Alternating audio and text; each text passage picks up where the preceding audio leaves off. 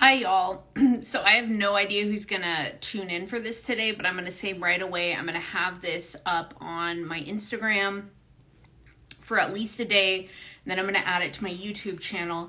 And the interesting thing here is that this is a little bit off the cuff because I didn't plan to come on and talk about this today. But at the same time, I've been planning to address this issue for the better part of a year. So it's been unplanned. Like, this going live to talk about this is very unplanned, but it's been on my mind for a really long time. And it's been something I've really been like processing with the people in my life and in therapy for a long time. So here it goes. This is super raw. This is super off the cuff. And, I hope it all comes out the way I want it to because it's very complicated. So what I want to talk about right now is internet callouts, like big internet callouts. And the reason that I want to address this is because, I created the Rise Up Good Witch Instagram in 2017. And that was really just because I had a personal Instagram. I didn't know anything about like Instagram marketing or like people running their businesses on Instagram. I had a friend that was doing it. But I was posting pictures of my garden and like the herbal spells I was doing and my tarot pulls. And I started getting all these followers from people that I didn't know. I was kind of just like, people just use Instagram to keep in contact with their friends. So when I started getting all these followers, I was like, wow, maybe I could like make this into a business. I have a puppy who might be annoying during this. I was like, maybe I can make this into a business. And thus, the account Rise Up Good Witch was born. That was summer of 2017. I was in a much different place in my life. I was very much in a recovery journey. I had overdosed and nearly died 6 months before starting Rise Up Good Witch. So, like, I really should have been in 3 years of intense rehab and, like, therapy before, like, becoming a semi-public figure. I was not in a place. I think like at this juncture in my life, I am a little bit more. Tansy, no. Of course he's doing this, like when I'm making this video. But there's a lot of stuff in the early days of Rise Up Good Witch that I absolutely regret. But I think that in a way, because I have a public platform, it's important for me to publicly acknowledge the things that I did that I regret instead of just like talking about them with my friends and with my therapist. So I regret some of the public call outs, and this is complicated. So hear me out. This is very complicated.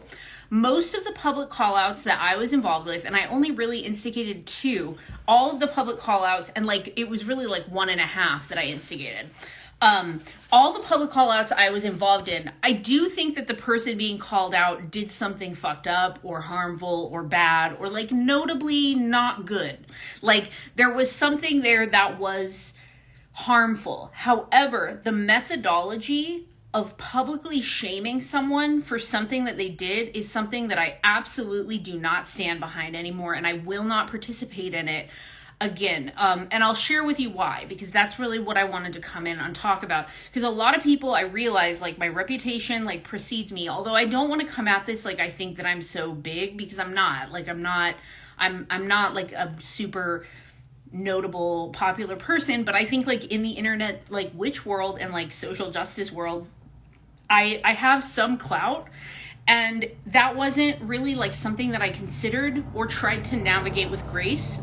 And because of that, I think that it was an abuse of power. So I think that it's an abuse of power when you do a public call out without a call in first. I think it's an abuse of power when you don't see the full humanity and situation of the person that you're calling out. And I also want to say, to be clear, I'm not talking about people that are prolific and willful abusers, or people that show no remorse. It would be one thing if somebody was abusive, but they were in therapy and working on themselves and acknowledging their harms and what they had done. But I'm talking about, I think that public call-outs should be reserved for people that are willfully abusing other people and show no sign of taking accountability or being sorry. I do not think that we should just publicly call out people because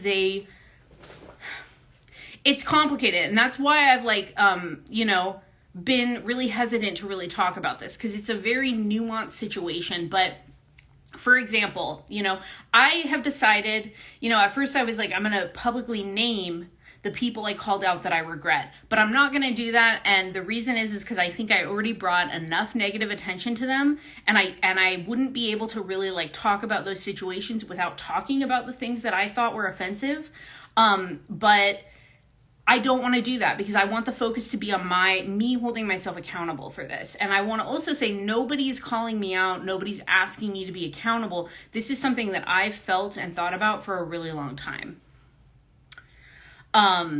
Because as I've gotten more therapy, as I've worked on my journey, like on my healing journey, I realized that a lot of times when you want to point the finger at someone who's doing harm, it's a way of like projecting your own things that you want to work on. And the other thing is like, yeah, all the people that I was involved with calling out did things that were harmful, but I do things that are harmful too. And these are things that could have been dealt with an email, with a phone call, with a discussion. And the other thing about it is, and I want to say I learned this a lot from a lot of like queer Black femmes, just unfollow and ignore. Block if you need to. If an account bothers you and an account offends you, but like they're not actively causing harm to people in your community, maybe it's just a situation where you just need to unfollow that person or block them.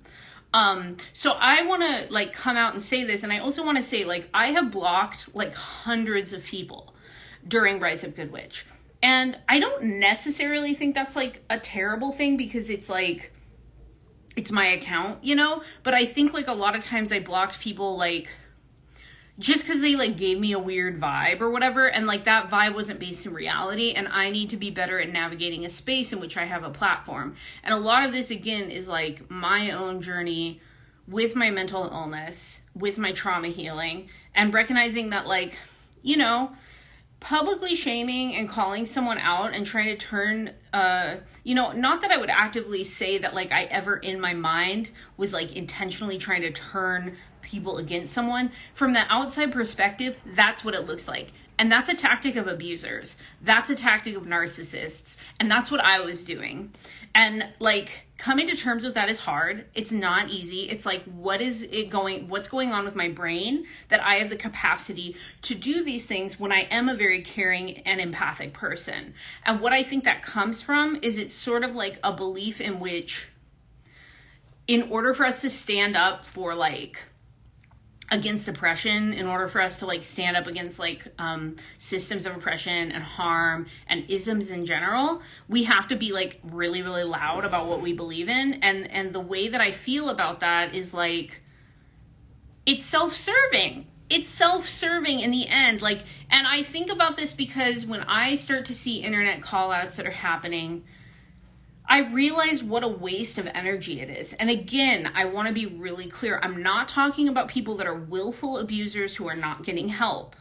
I'm talking about, other behaviors that are harmful, but that could be dealt with like behind closed doors first before we go into a public call out.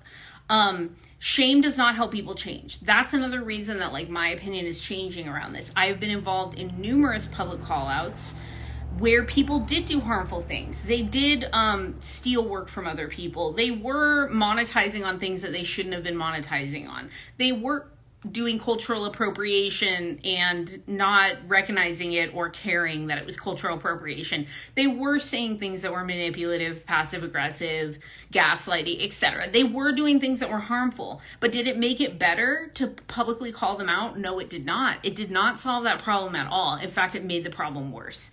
Because the thing is, when people feel like they are attacked, they will double down.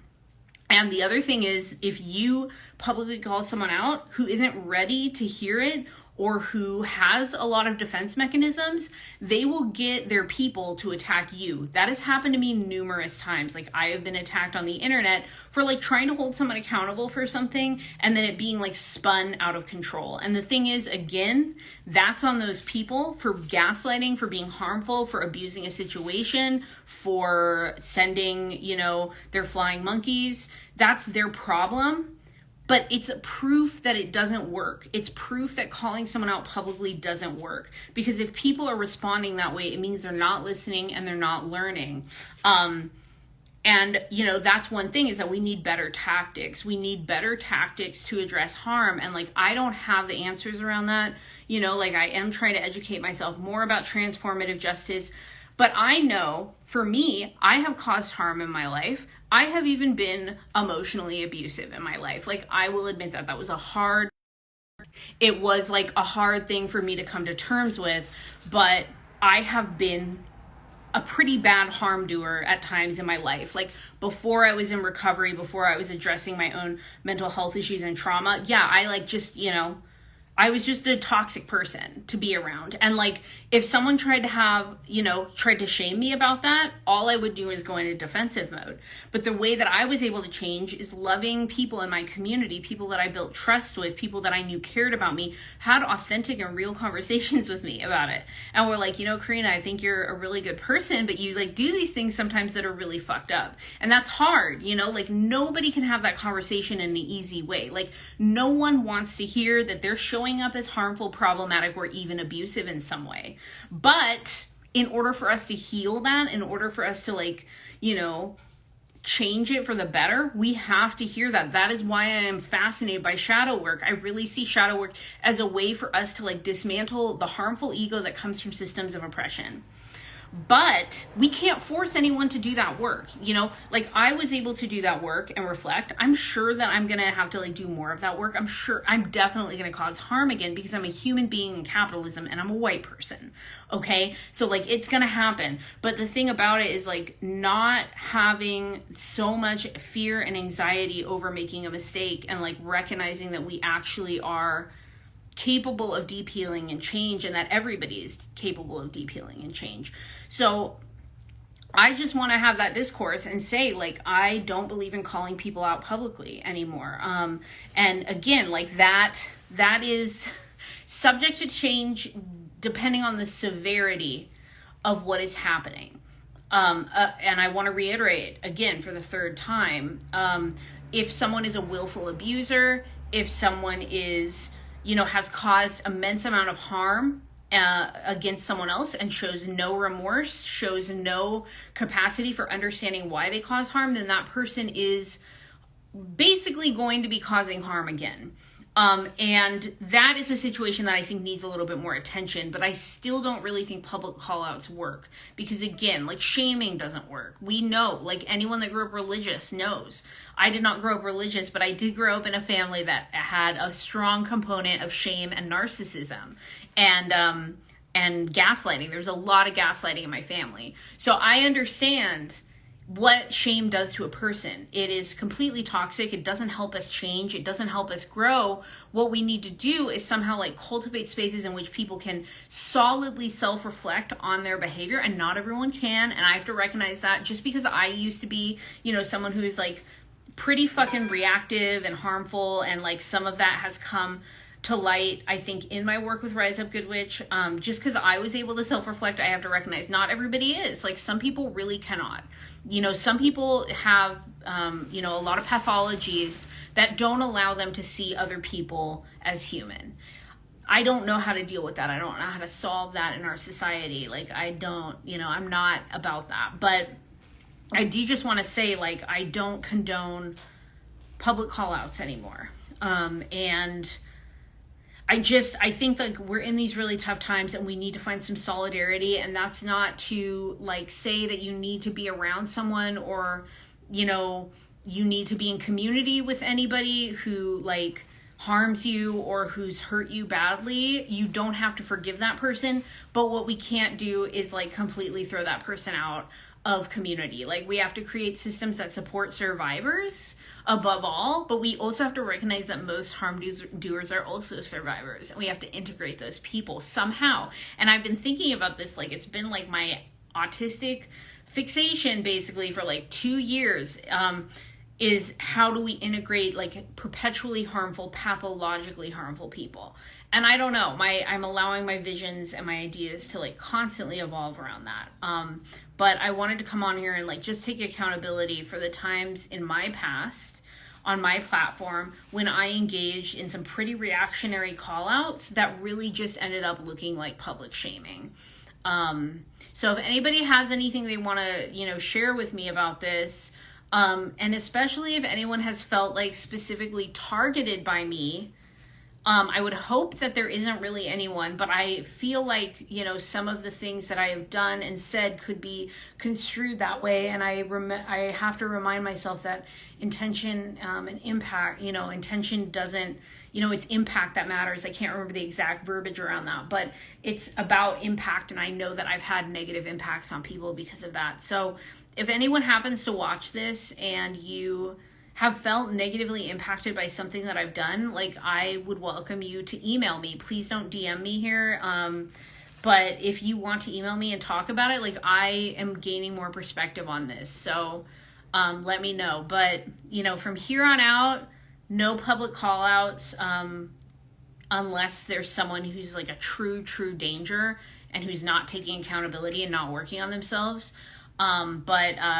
Thank you for listening. I'll have this up for one day and then I'm going to put it on my YouTube channel. Bye.